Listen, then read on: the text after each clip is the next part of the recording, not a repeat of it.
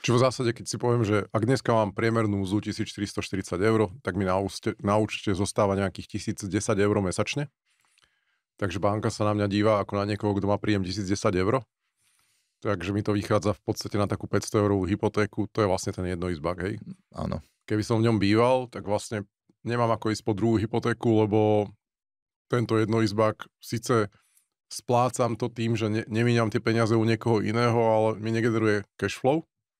Takže môj príjem bude na konci iba 500 eur, voľný, disponibilný, a to je vlastne na môj život, takže banka mi ďalšiu hypotéku nedá.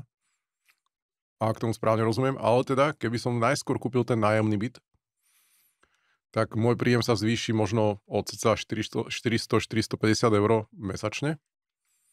Tým pádom môj príjem sa práve zvýšil z 1000 eur mesačne na 1450.